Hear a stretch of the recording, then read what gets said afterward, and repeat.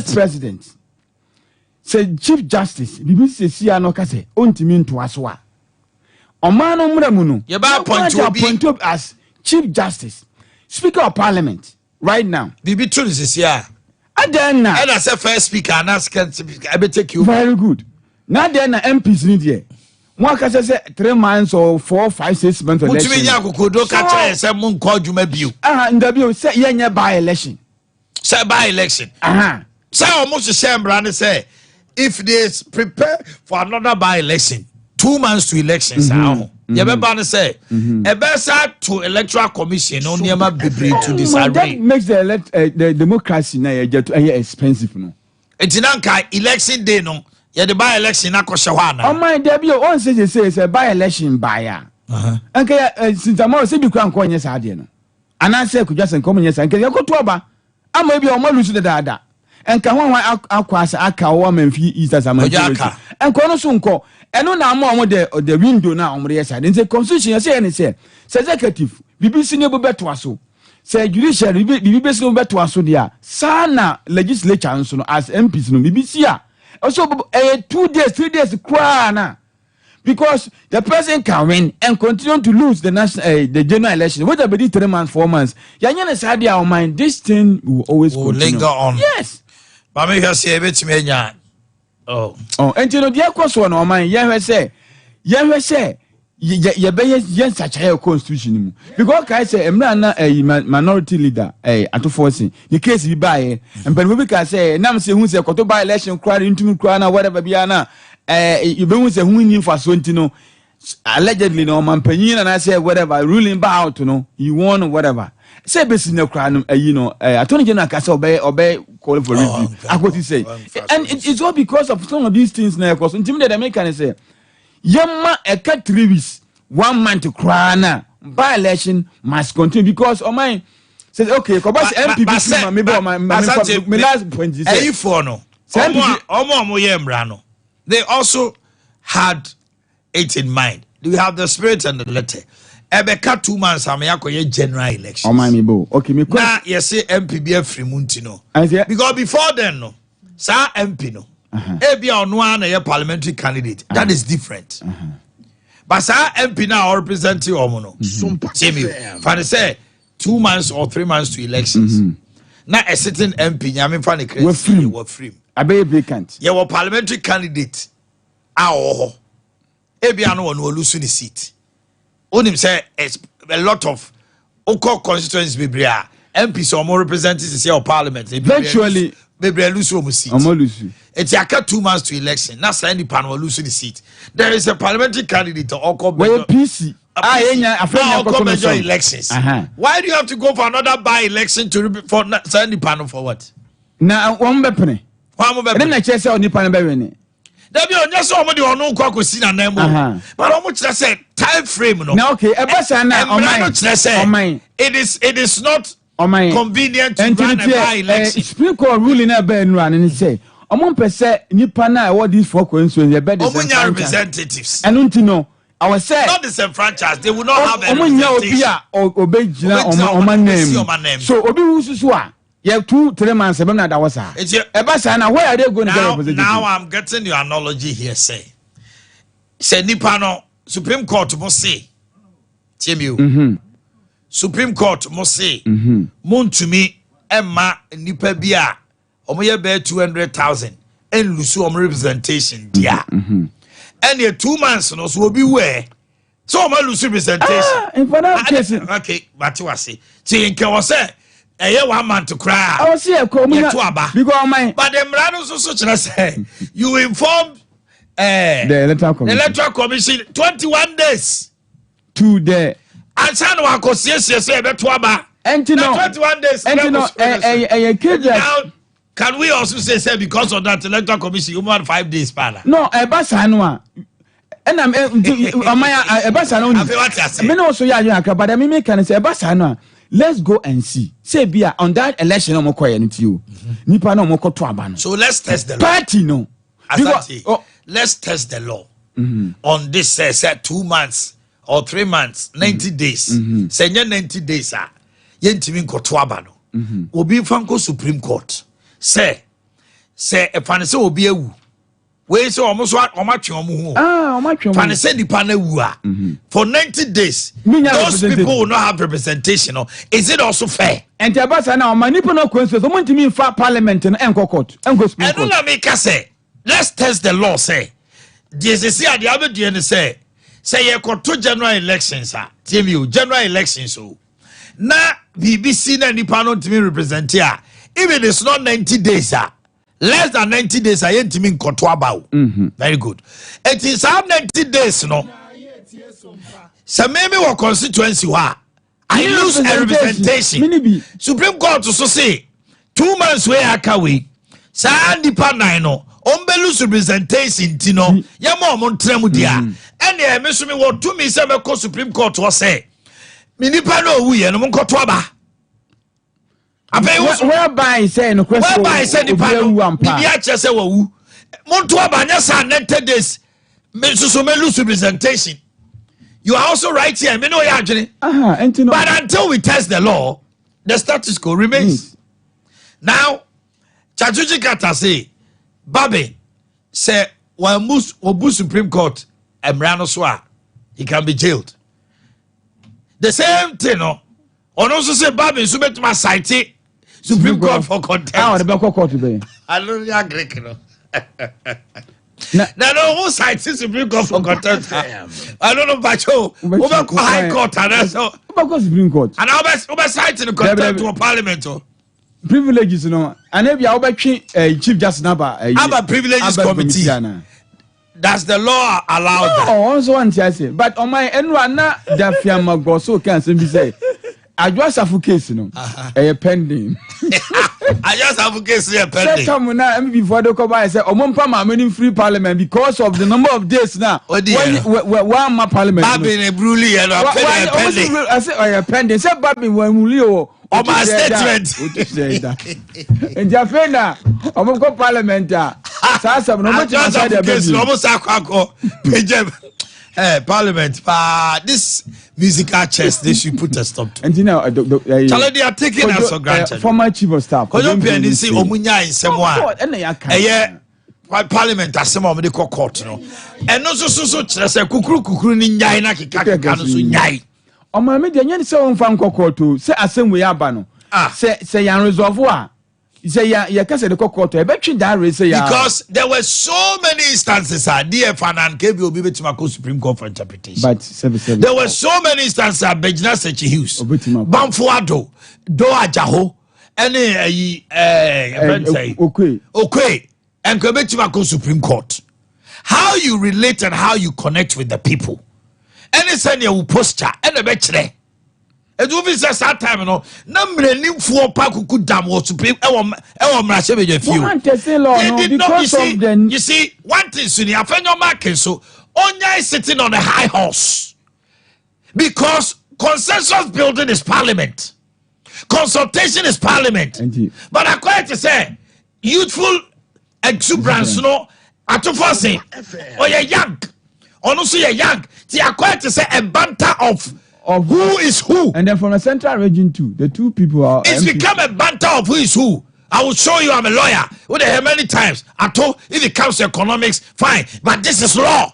We are talking law. Look at this. And when I'm saying to my penny, Chairman Samusu, on your lawyer. Monyo lawyer, but they have learned it. A good team. The whole. It's what you can be economics. Yeah. But see, I think no market should do consultations. Parliamentary underground work. You sumasi jadi. And now house so now many chairmen Samusu Bayajuni say, sir, majority leader is a cabinet minister. And so a major factor, minister of. That's a majority leader or a cabinet. And now, no, Omanhene minister Nankasana. Some minister for parliamentary affairs. Whether it's a minister of parliamentary affairs or otherwise, when you are majority leader, a general secretary. Any chairman, Omuko cabinet, and you know majority leader or no leading government business no over and when a cost one. How have they held in recent times? I don't know, but cabinet meets every Thursday. Then definitely cabinet meets every Thursday, so definitely.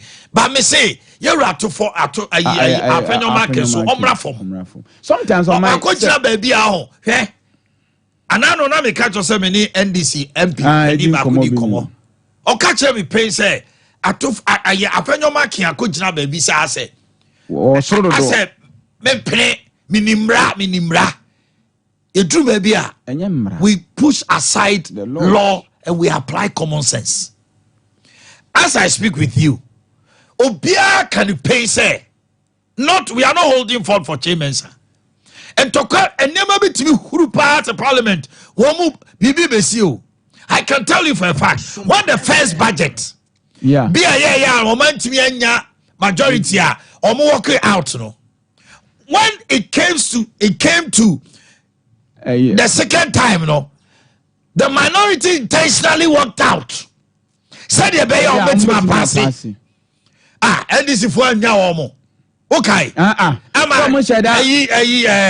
ana drisu ne mutakam kwa nya asem enokra ka obi kwa na msa jama omulusu omu seat but now was aban adwuma ne oman koso because budget ni wa abeda bu oman no but it was James and parliament baby ya no ade because baby the oho leadership what you agree what you agree is what he makes to it ade whereby your friend say Canada Japan bejitum say they went on caucus meeting for so long.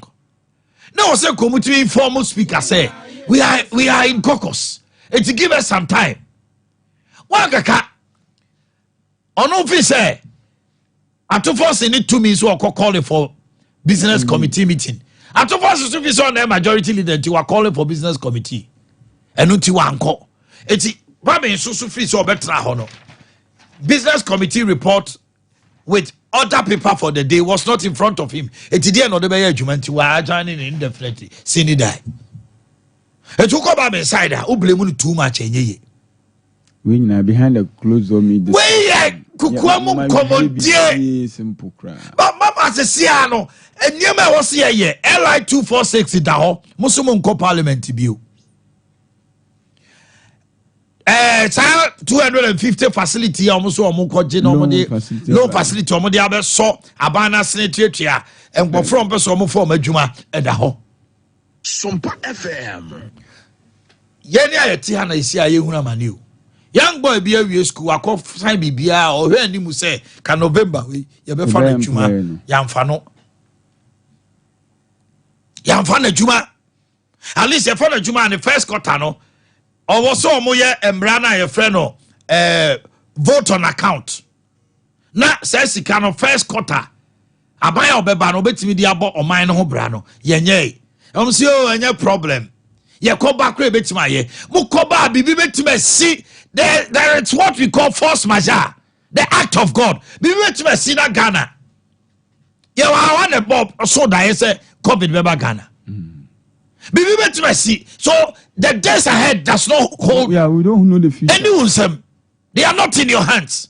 So when the time is there for you to do something, you don't postpone it. Now, Mama Ghana, you kotwaba. It was a bibia stancil. Sheko Jones is here, and Mammy Foley Bebre are taking advantage of the elections, and the oil is getting to 10.5 million. And then, oil gallon. In 2022, there was this same crisis, especially echo disease. Yes. And then one saw Masasha say, it's a course you news 3 weeks ago about. Yeah, buy a hosono election. What the elbow next week, a mobile. Oh, dear, and name to Obo next week at to Sudia Nomiati, a be a hole.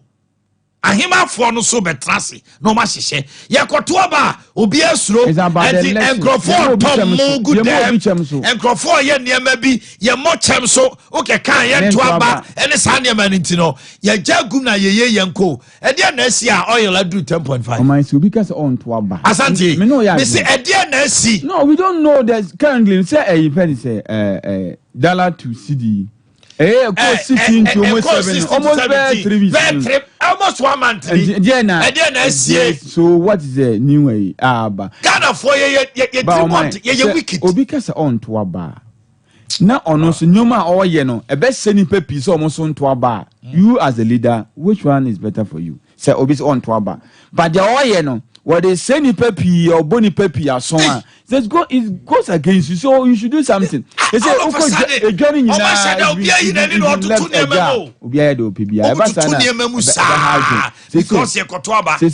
the last time I went there, I'm saying, "Meti obe almost the bubu no krano." Kete the bubu say, "Insu Robert." Ebro almost say 60 as a 50 cities. Miss Anamini. Say onim.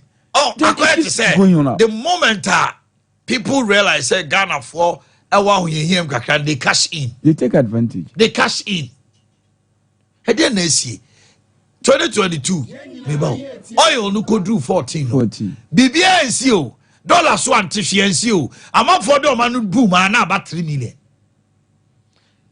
I'm up for starting so we did now oil. BBA and CO. Now oil not free 14.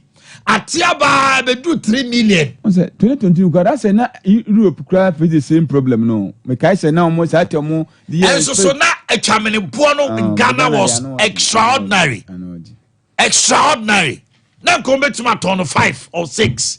I'm the call 14. Minim say oil say you hold oil at this stage. So oil no oil no bet me see for that long. And I say so bitimi kotobe hold say me the train price. I don't think that's the case. So again I kofa we aba. Again I see.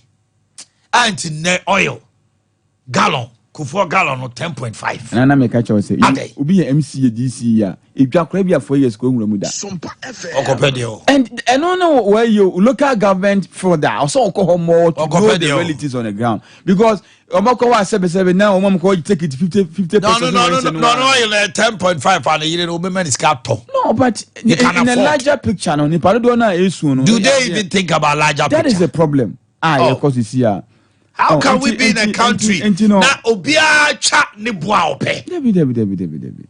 And I say ye did this ahima for me. Ahima for church many bossa but dear na bibi kakra bi sia. Now ma take advantage. Now mu bu o man no. Bu wi ana de koshaban. And then they see anti oil gallon do 10.5. Oh my, yeah, we have to start calling. Especially good time in penny for and say what is the reasons. Because don't make $100. No dollar. No, make us last 3 weeks, 1 month, 17, 17, I didn't go. And the day I baby must say I didn't have on my enough for a pianco, sa. Almost one and I know a governor. Beja say so $1 never 10 now. Obetimi amanaba no. Sasema obeka no. And you say o man mra ne hia. O man dey nya de keto. Me say o man mra ne hia. O man nya stabilize kura say be at the 15 age no be 2 years. Be say so say o be $9 billion go a. Wonyi bi mra ye hia. O ye the microphone see o mani ma ho. I say ye ne ye tie wo mo no. Say bi o ye ni adwene. I will say, so say we need knee-jerk reaction. SARS and Yamana, a hono. Ebe Koswa, and you are looking long term. Yeah, who's a short term, TBB or short term. No, Sompa FM. Governor of Bank of Ghana, Addison, you have the mandate to stabilize our city. You have failed. Did you make dear Potepa? Ghana. What did you make dear Potepa forest management? Nanka. Forest scare that is a politicians no but omiamo ne na omo de omano akoyi omuka enye wa djuma no na omai so enti ni pana ofa na djuma no say if he's not doing what sack him omampanyin fa na djuma no emfie nsun watwi no sabi o na djuma nsun omampanyin ni Adese and the time ankoyi ofori atefri wona nanka papa we so na that was one thing because finance minister ne so proceed on leave is allowed. On my finance minister in the Bank of Ghana, they work as a team. And the Bako na Bako Koya. If you say at the same by sweet or stabilize the dollar kakra, a general as a one grace free and people no. And dollar no to mean cassette dollar no as soon in fast wool. We are pricing everything in dollars. And until that, I think Dr. Mahmoud Baumia say oba port no they will do it in cities no because Asante they all to oily okofa no eyi haya o nye bebe ebi fa bi go Togo ni ya bi ja eni sefa bo sefa oba calculate dollar omo de won festival o man sefa no boy ayede all the make Nigeria for sika say enso ba ko fa ne ma fi Nigeria ba or the dollar ne bebo on say who blame o too much so asante na say wo de yi she o mo kon I don't say na edin ko na ka say Nigeria na omo ton naira to dollar no na 18 where the bargain is come and then I catch you say because of that advantage na Ghana for no na nipa pi no and now the whole thing is that say they want to peg the dollar the same as that of Nigeria. Say be a ton 18 cities no. Say so that Nigeria for no emeto. But that is not good economic plan.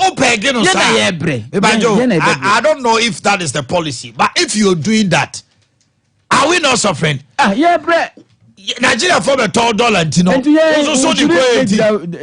and pegging at 18. What do you mean? So Addison, dear no ye. So ya bo mata ka hu na djuma ya ka tia ye de ma no ne e wala wan kwa papa na djuma timi tu ni pa more than 2000 teacher for ka na ye say my city nyina utimi nya say djuma we no say be ka tia ye say o pese city batten na obetima ye na emo me be knee jerk reaction enche bia na be sa je agum, which means you are incompetent. Addison, you are incompetent. And we sit and allow sana and yama bebre say abana also far Akufo-Addo won yedi say Akufo-Addo say dey say you dey kura dey bi me say we na adwuma wi say you na yentimi go by election no I don't know ono no say you na just ye go by election and my man dey so say by election dey cost bi o we are this free one we are this here o dey be ba Bank of Ghana by election o dey from a ba say ni deputy ni wo Omanhene Blasters e be ko say ni e be nya bobo no why same place be e just say omo so mo team be no Ghana Black Stars acho ma mnyere me ho no Ghana oi for my way we are not being fair to Black Stars. I'm not being fair to who? Because from few months ago you more videos are now on some na can for Black Stars ho now okay also krom Black Stars your flow asante ya we asante ni ba asante forecast me ese kwase ya no nsesa na dwe oh my dem be busa be say Sakasa na wo ho obe support Sakasa na wo ho o has na enye no e ko yi kwa on support asante ya bua has folk last time we did how many years asante won so ya kwa feli Sakasa na wo ho e wo ho kwase ya no wote a won nsesa ne nante e de ubu be ana me boa last time I be je do da e bebu me sisi a sa enkrofo e mi fama kuma nko ano kudus no ye kudus me ma ne fancy bebrebe obobo twene wonim de ha me sisi a no me ma fancy obi mu na se no obi ehu na da person who ata kam kasai asante ebu inaki ena asante ebu juku wala bo mu di je Ricardo no wo here Blasters place ne pa na se obeyi Blasters ye from so mababo no mo se dey omo me give rebi se omo ho for omo whatever nipa best 8 omo so mob na me ti anom yi asante wuti hai every blessed day ye ba na blessed first as your man no amajuma mama me fi oh and now mine me hu o morning show me ti no mine way me tukai o mine way me wa na ni beje me ho there be na ni beje me ho na ni nyo ho na it was a manage Black Stars but a team na ye team ye team see so are we not a team because me on my be me kwa metra nko a adwuma na be de enye de unie Ricardo Baba sports ya bo mate ha wo hini te ha akoso aje wate ha adwuma na nya de we are a team it's every day wo ma excuse bo ma excuse o hini ma excuse obi ma excuse na me nko ma sia ebedu me bi me pa ba de adro idie enka players no because the ben abo no Friday and Saturday Ghana yo players kotoko obi the ben abo ba e from say Aduana obi Aduana ne Samatex obi Isiatre obi Has obi ye players ni bi e betuma bo okay say e bo crash na e be hye yen what dey yen kobo ne hye yen say e ma hye nti o go chira what try tiri ho sabe de ni bi no sa coach no na mo amuni news mo ha oh so dia sana mo amuni nwi no asuma okay why we akoko you are no why oh me say mo ni nwi no asuma okay mo amuni nwi maybe I dey pacho you and I were not there abusia for Ricardo Atrase Ricardo good morning Now to say. Mutim na go say. Black Star mutim. Ah, now go. But Mrs. Sia me support to team bi wo me mu. Me mo. Hey! Azati abo amuti fe akoma ni agro sa wo. Mo fra toto fe wa no mo nkwara keto we na nyame e madom. Mo nyinya sika mo toto de mo pe mo ye de mo pe. But we are captain of a team. A general who rejects his people on the field. He doesn't deserve to be a captain of the Black Stars again. Pate, a general. What do you go for? Kwako. What time or what Johnny? Pictures, Babontia, and in a family have a time or landing. What do you mean? What Timmy? Champions League, you call Tintini or dive no say. Oh, minor a woo ma could jina bepino. Why you nama? What my excuse? So to me, ma. Share Uko Europa. A lot of the coaches almost taking decisions say or chef obi to say Mbappe wa bobo na wa bread or mana home and yen Mbappe na kasa one more. Yeah, Frewa Baba. Messi shed your ball out of baby. Still Argentina or dedication. Oh, yeah, Messi. And those terms are stepping up here money. Sulemon, my case, and Samuel Jamo. Kevin Prince, what him? Samuel did not 10,000 times. The dynamic. I'm small partender. Would Timmy Dessa, not kind of force to so. Somebody captain him on the bill. Why should you, a general of an army, leave them? Asante, Ghana. We are so hypocritical. Sports for me, blame mo. You are not talking about Mintisa mo basi party. Then me Mintisa sports presenter bia. Me BKB, me Kuma BKB. Me Kuma Ataboku. Jeffrey Mo, we're not talking about party. Fancy, I've not heard you talk about party. Your captain, your first captain today. Say, now I saw the captain. The day you were now they are coming Kudus. I feel Sabaya, I will say, what can't you Kudus say? Onyiri. Now news when yiri. And only ask Mamma. You coach in management, and only ask Mamma. And you know, quite my. As I know, permit you. And then I make us a GFA chairman also when you may be home fancy for. Why? GFA chairman. Oh, when I get a lecture, who will be never catch us a salad, say, no Zenka, or Mampanina, and Namanimia, one with the Master say, party is not fit for captaincy. Yaman Bubiana. Or Baba, or Momo crab you are on call. Share. So we call teams in one. Players or more Manchester United. Omo had design say international break they will have a call up. It will when the team know about ball out. Why you know at the back of the mind Ganacho or Bompire say ni Krumbe day. What's your metro no? Players I war hope African players see. Rwanda for one mobile. Akwabia or what Brentford there or she goes with the South Africa. Nice boy. Also Rwanda say or one of the Cameroon. Ingwemo near the side. Let me guess. Oh, team now. Nebutai Nigeria player Bobo Abrocha. Osimen. Oh, Bobo Nijano.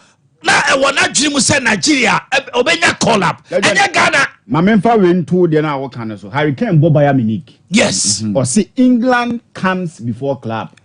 Omwa Hurricane Bobaya na ewu nutumu English or say England first Bobaya Munich. Omo bobola kone koye se Hurricane hia ko hwe English first enzimo be trafa no ho obe pacho Kudus Obi kabi kaka no akota se bi na kana gene obi ana be patch just agro no mu die ana yeso ti Ghana ha ya dollar no de sase sama omo dollar na ye ni bi no now omo the supporters ko ni Togo say omo ko support Niger na Niger ise Sudan family don pe ko na he for na de omo ko family de omo GF de ho amoko supporters per report omo the supporters ko support Niger so omo Sudan Na se ye sa na we abere na ma ko yi. Akwasi Apia.